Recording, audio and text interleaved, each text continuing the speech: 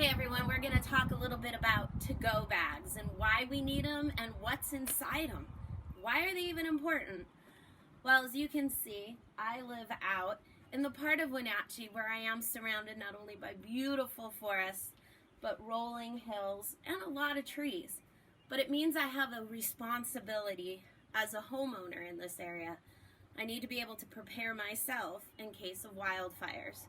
And so I want to show you a little bit about how my family and I have decided to prepare ourselves in case we ever have to grab some things and go.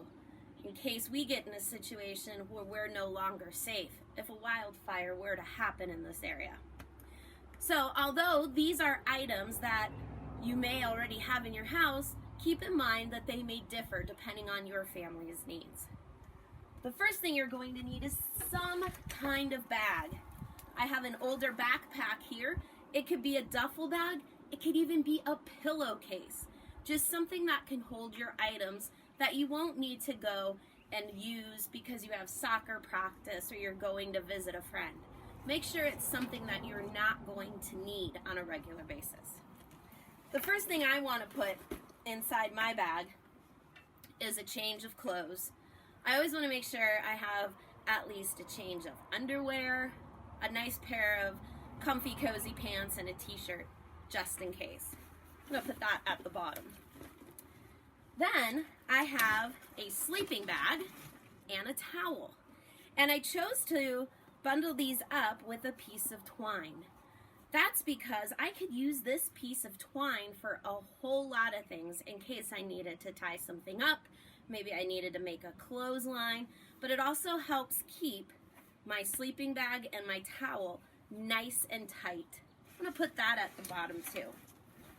You could use a sleeping bag, a blanket, but again, something that you're not going to need to take out and use. It's in here for an emergency. Then you want to have at least 1 gallon of water. And so I have my gallon jug here, and I'm going to put that in the middle. I don't know if you know this, but water is one of the heaviest things to carry. Do you need to have it in a type of milk jug container like me? No. You could put 5, 6 little water bottles of water in here. That would be okay too. Now for some really important stuff. Some food. Has to be food that could last you a couple days and food that maybe you only need to have water for. So I have some dehydrated cheese, some nuts, granola bars, some soup that I only need to add water for, and of course, mac and cheese. And I'm going to put that in my bag next. Then something you may not have thought of, but a couple of trash bags. Sure, you can use them to collect your trash, but they make great raincoats. They work in situations where you may have some wet clothes or a sleeping bag. It'll keep everything else dry. I've even been known to use these to lay down on the ground when I'm camping, to have something to sit on to keep me from getting dirty. And they're really easy to pack, so I'm going to shove some of those in there too. Another thing that I always like to pack is some baby wipes. So many reasons. Do we have to go with the obvious? Hopefully not. But they're great to wipe your hands, to take care of your face. If you're like me, I have animals in my family, so I can wipe down my dogs with these as well. Lots and lots of different uses. Pack some of those. Then of course you're going to want your first aid kit. You can pre-buy a first aid kit like my family and I did, or you can make sure that you have your basics. Band-aids, gotta have those. I have some larger gauze pads. I have braces that I can use in case I hurt my ankle or my wrist. And then I have basic medications, some Tylenol, some Advil, and some Benadryl. I also have an EpiPen in here because in my family we have someone that needs that. So if you have any prescription medicine, 1 or 2 doses of those, or at least a card in your first aid kit that tells what medications you or your family member may need to take. So that I'm going to put towards the top. Now, we all want to stay clean. So I have what I call a wet kit. In here, I have a small tube of toothpaste. I have a brand new toothbrush, a little thing of deodorant, and some soap.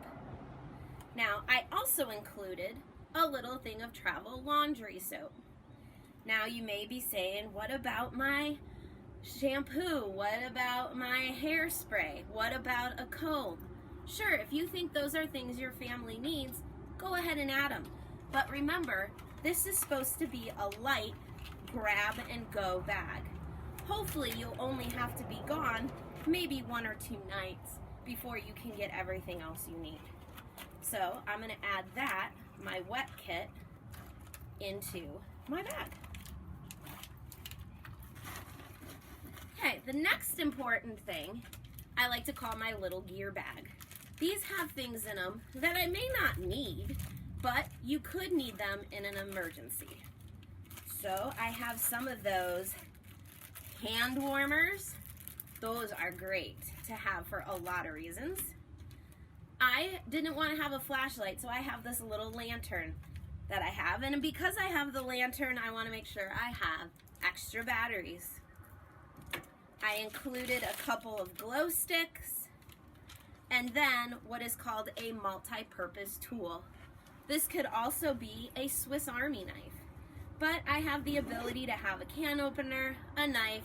This one has pliers on it, but it'll have everything I need in case of an emergency. So I'm going to put those back in my gear bag.